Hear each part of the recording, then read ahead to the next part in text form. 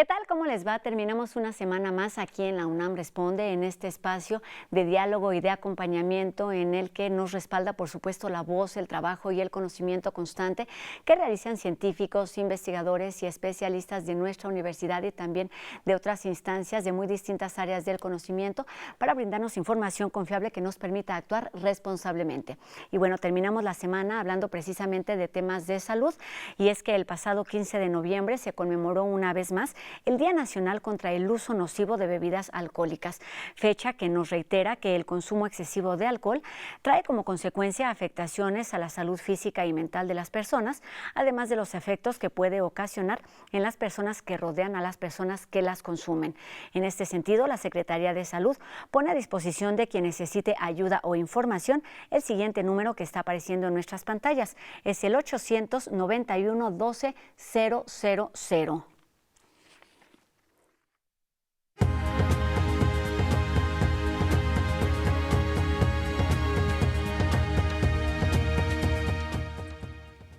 ¿Cómo los organismos microscópicos y su conocimiento puede ayudar a tener una mejor calidad de vida? Esta es una pregunta que nos hacemos cada vez más frecuentemente, precisamente a raíz de la pandemia que estamos viviendo. Y hoy tenemos el gusto, el placer de saludar aquí en TV UNAM, pues a una de las voces más destacadas de nuestra universidad, una voz confiable, responsable, pero además también crítica de la situación que estamos viviendo. Se trata del doctor en ciencias Antonio Lascano Araujo, quien es biólogo, profesor emérito de la Facultad de Ciencias de nuestra universidad y además especialista en el origen y evolución temprana de la vida. Doctor, ¿cómo le va? Un gusto saludarlo de nueva cuenta aquí en estas pantallas de TV UNAM. Gracias, buenas tardes, igualmente. Doctor, pues tenemos muchas preguntas. Por supuesto, vamos a hablar de estos microorganismos, de estos que ni siquiera vemos, pero me gustaría empezar de lo que sí vemos, y es pues la situación que estamos atravesando. Se cumplen 18 meses de pandemia. Hemos hablado en un par de ocasiones con usted acerca del reto que representaba en un principio esta pandemia, y en este momento me gustaría justamente preguntarle acerca de un balance de la situación que estamos atravesando a 18 meses del inicio de esta pandemia, al menos en nuestro país. Bueno, con mucho gusto. Lo primero que habría que decir es que la pandemia continúa y los retos siguen allí. La pandemia continúa porque evidentemente el virus, el SARS-CoV-2, ha continuado evolucionando. Venturosamente, lo que vemos de la evolución del patógeno es que la tendencia es sobre todo a hacerse más eficiente transmitiéndose y no a causar mayor letalidad. Tenemos desde luego las vacunas, que son un avance extraordinario, pero tenemos este fenómeno extrañísimo de resistencia ideológica, política, religiosa a la vacunación en algunos países. En nuestro caso no tanto, tenemos una buena cultura de la vacunación, resultado de la herencia política en ese sentido de don Guillermo Soberón, del doctor Cumate, de una política de la Secretaría de Salud desde hace mucho tiempo, a pesar de las circunstancias actuales, y ha quedado muy evidente que las pandemias, las epidemias se ven afectadas no solo por la susceptibilidad de la población humana, de la población animal, o la rapidez de evolución de los microorganismos, de los virus, sino también por las condiciones socioeconómicas. El balance de la pandemia yo creo que es muy dramático, es un balance que demuestra una vez más la inequidad que existe a nivel local, a nivel nacional y a nivel mundial. Doctor, dice algo usted que es importante, en verdad, y es que la pandemia no ha terminado, en tanto que los retos continúan. En este sentido, me gustaría preguntarle desde su experiencia profesional, pero también desde su curiosidad que lo ha llevado a relacionarse con investigadores de otras áreas, de otros temas que no son la suya, para tener, digamos, un panorama más completo. Y en este sentido le pregunto, ¿cuál es, digamos, el panorama al que nos enfrentamos cuando se acerca o está ya aquí la temporada de frío? Sabemos que es un factor determinante en cuanto a las enfermedades infecciosas y también en el avance de la vacunación, pero pensando también en estos virus que se van multiplicando para seguir siendo contagiosos. Bueno, lo primero que habría que decir es que usted sabe, yo no soy médico, no soy epidemiólogo, no soy inmunólogo, pero estamos contendiendo aquí con un virus cuyo material genético es RNA y el RNA es una molécula con la que todos los que trabajamos en origen de la vida estamos muy familiarizados. Es una molécula que tal vez estuvo en el origen mismo de la vida o en la evolución muy temprana. Se conoce muy bien la genética, la química, la estructura del RNA y en ese sentido, bueno, junto con muchos otros grupos hemos estado investigando, tratando de cooperar al conocimiento del virus. Lo que me dicen mis amigos epidemiólogos y lo que la experiencia demuestra es que efectivamente hay una tendencia a la estacionalidad en este virus. Y en ese sentido, el hecho de que hay un descuido gubernamental y social en no utilizar, en no promover el cubrebocas, por un lado, en pensar que la pandemia ya terminó. En la Ciudad de México, por ejemplo, hace unos días el gobierno de la ciudad cantó una serie de triunfos injustificados, diciendo que podíamos pasar al semáforo verde, pero yo creo que aquí hay una suerte de daltonismo político, porque no nos podemos conformar con la idea de que todos los días haya gente que siga muriendo. En el invierno la situación evidentemente se va a incrementar y hace apenas 3 días se anunció que hubo un brote muy fuerte, muy notable en la Universidad de Michigan de influenza.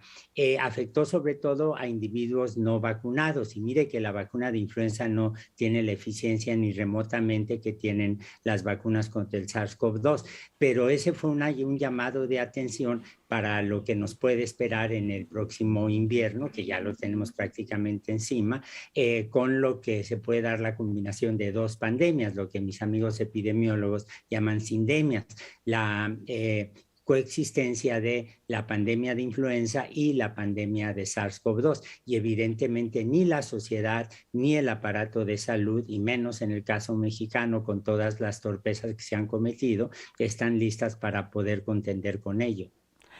Doctor, parece complicado tener una guía práctica que funcione en todos los países y en todos los ámbitos, considerando precisamente las desigualdades a las que nos enfrentamos, principalmente en nuestro país. Pero si volteamos a ver lo que está sucediendo en otras partes del mundo, como Alemania y Rusia, donde se han dado recientemente casos elevados de contagios, no tanto de decesos, como bien ya nos comentaba usted también hace algunos minutos.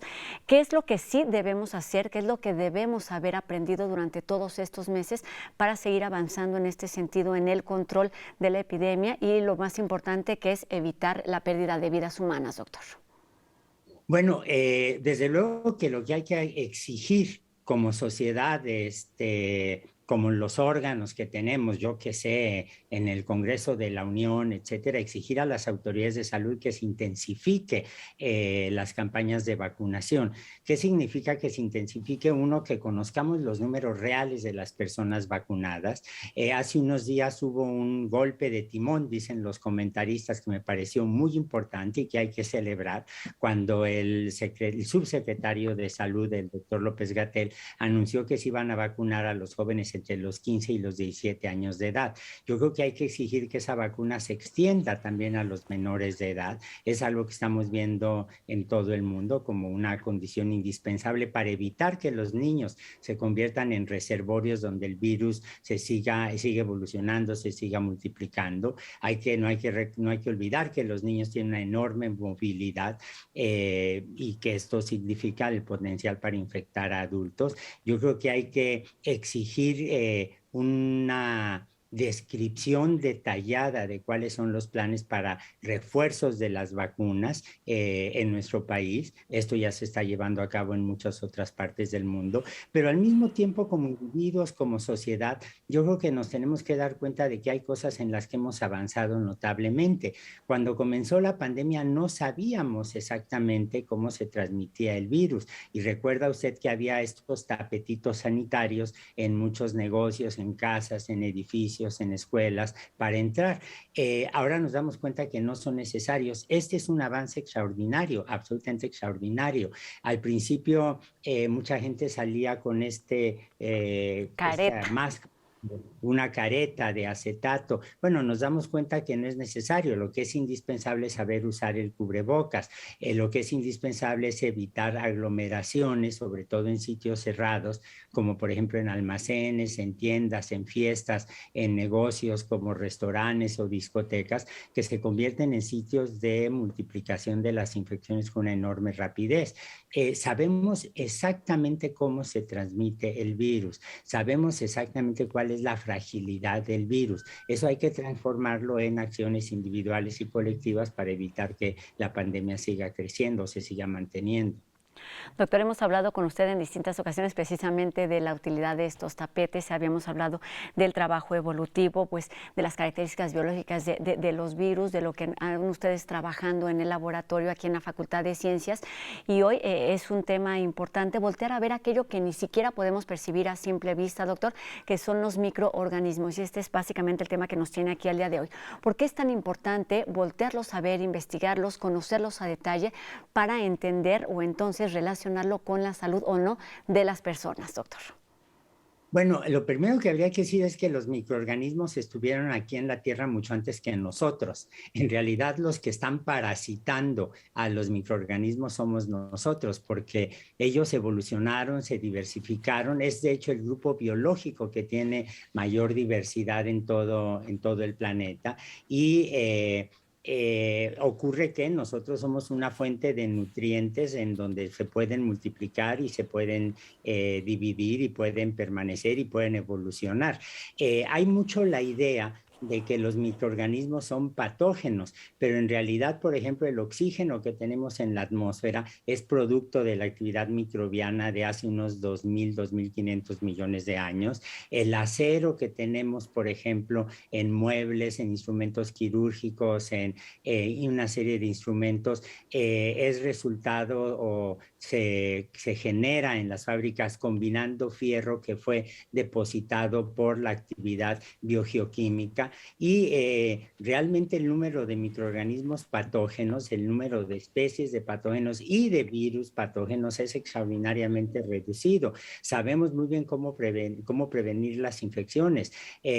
Sabemos que hay que usar vacunas, conocemos las medidas de higiene, sabemos cómo pasteurizar los elementos quirúrgicos, sabemos que hay que lavarnos los dientes, usar condones, usar jabón, etcétera.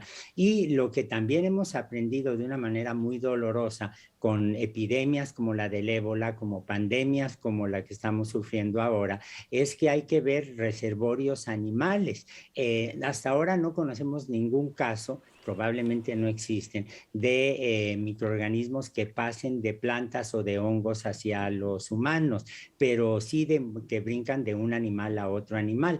Y por ejemplo, hace un par de semanas se reportó la existencia de una enorme cantidad de SARS-CoV-2, una densidad vírica muy alta en las poblaciones de venados de cola blanca en Estados Unidos. Bueno, ¿esto qué significa? Pues no hay que asustarse, sencillamente hay que desarrollar estrategias de vigilancia epidemiológica para estar revisando de cuando en cuando las poblaciones de animales silvestres como estos venados, para estar viendo las poblaciones de bisones en las granjas donde lamentablemente se siguen cultivando por las pieles, estar muy atentos a los posibles brotes que pueda haber de SARS-CoV-2 o de otros virus. Y hay que recordar que en esto la Secretaría de Salud tenía una política extraordinariamente refinada. Teníamos mecanismos para controlar, seguir pandemias, para estar estableciendo campañas de vacunación, y entre las víctimas de la pandemia está precisamente ese tipo de grupos de investigadores que eran espléndidos,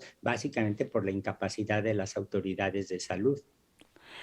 Doctor, es que toca usted muchos temas y pues me gustaría detenerme en algunos de ellos, pensando justamente en estos microorganismos patógenos y el impacto que tienen en nuestra salud, obviamente no solamente en términos negativos, sino también en términos positivos. Ellos estaban aquí, como bien nos dice, antes que nosotros. Ayúdenos a entender cuáles son, digamos, las funciones que desempeñan en nuestros organismos o en nuestro organismo a manera, digamos, de protección, de escudo. Mire, por ejemplo, la microbiota intestinal. Cuando uno tiene alguna enfermedad gastrointestinal, típicamente le dan a uno antibióticos. Venturosamente en México los antibióticos están extraordinariamente regulados y habrá que exigir que esa regulación se mantenga. ¿Qué pasa cuando tomamos un antibiótico por la vía oral? Bueno, típicamente vamos a acabar con el patógeno, el microorganismo que nos está causando una diarrea, una enfermedad, etcétera, pero también acabamos con los microorganismos que son los habitantes normales del tracto digestivo, del tracto intestinal, muchos de los cuales ayudan a producir algunas vitaminas que son indispensables para formar el DNA. Si nosotros queremos tener DNA, necesitamos las subunidades del DNA, que son los desoxirribonucleótidos. Para tener desoxirribonucleótidos necesitamos una reacción química que reduzca los ribonucleótidos, y para lograr eso necesitamos que haya vitaminas que están siendo producidas en gran cantidad por las bacterias como Escherichia coli, que son los habitantes normales del tracto digestivo.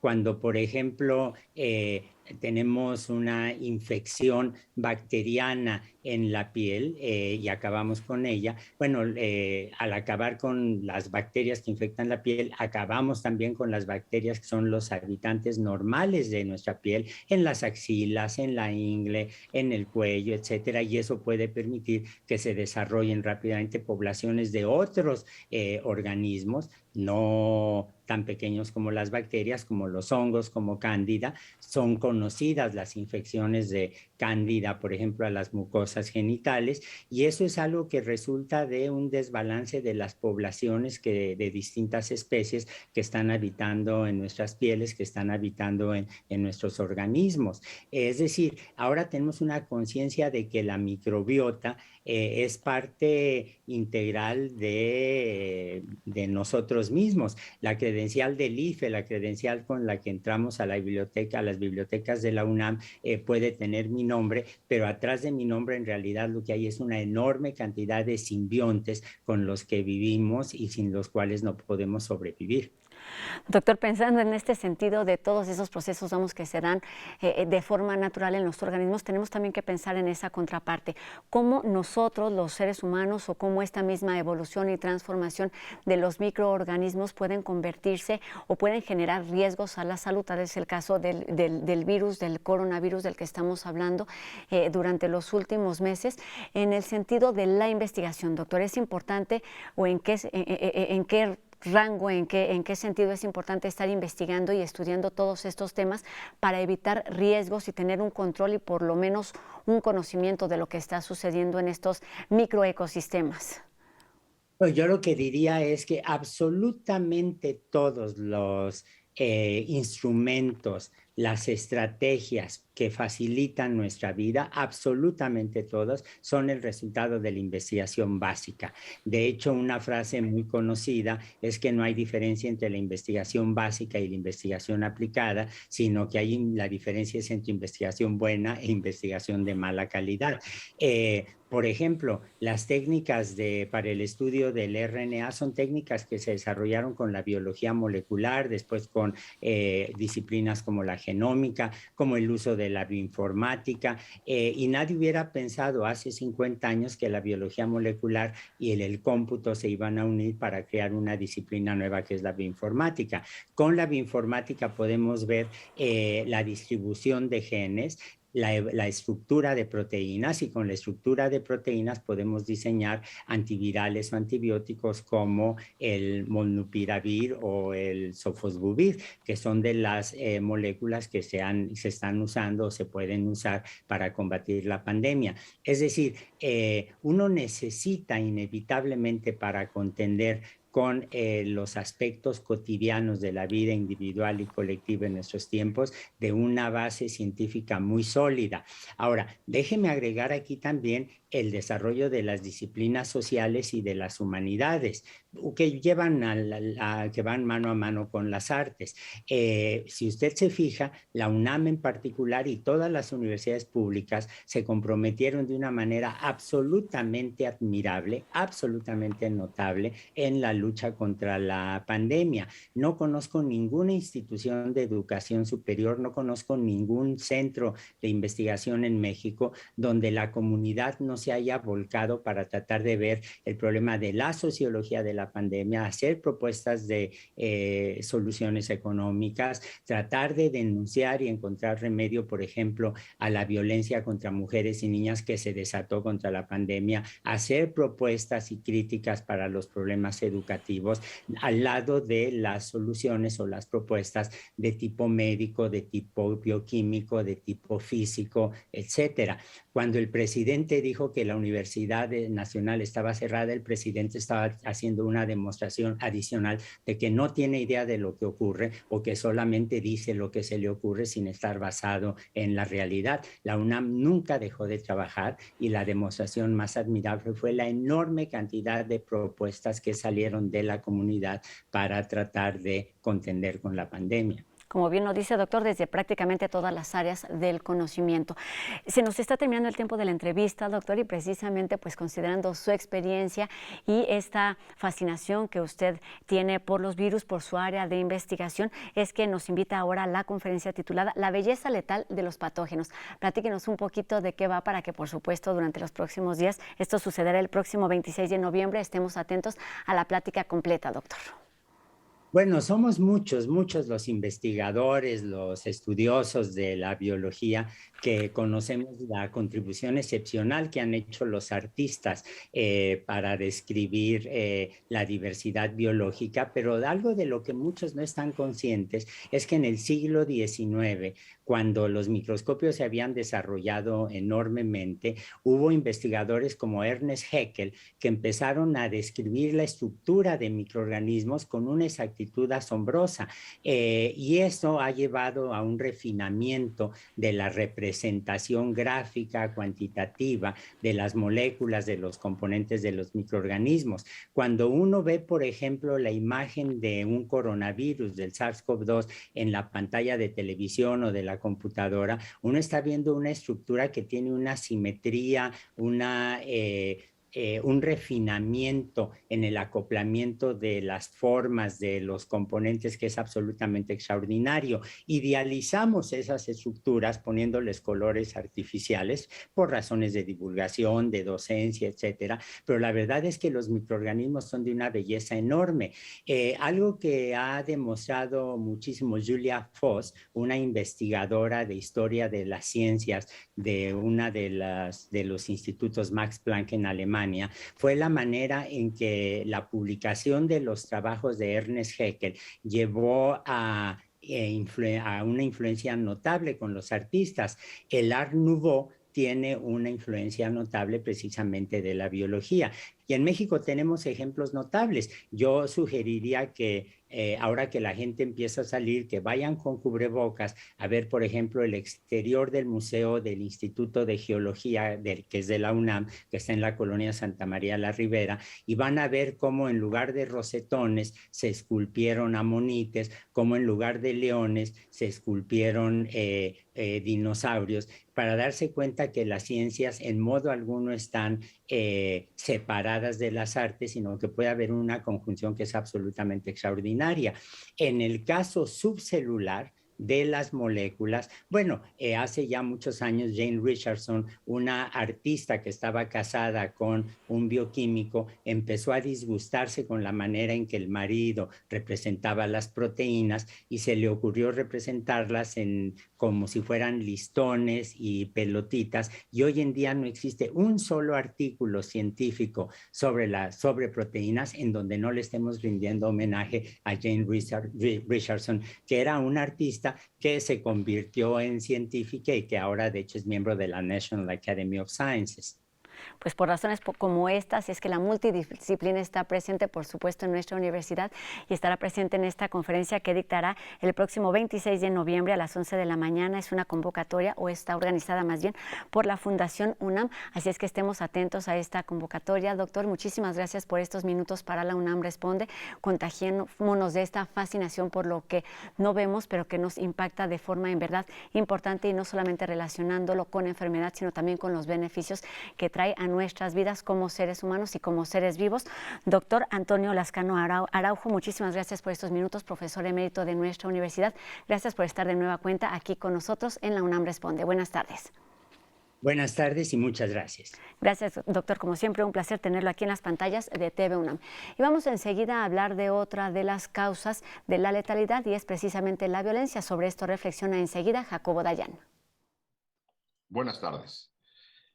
El 2020 fue el año más violento que se tiene registro en México. Según cifras del INEGI, hubo 36,773 asesinatos.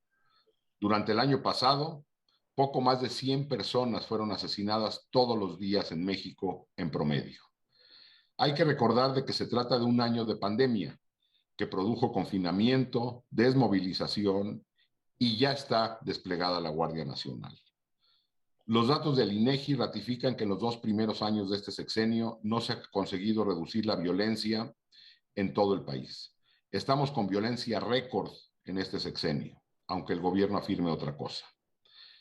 Es particularmente preocupante el asesinato de mujeres. Entre mujeres víctimas de homicidio y feminicidios, el promedio diario es de 10.8.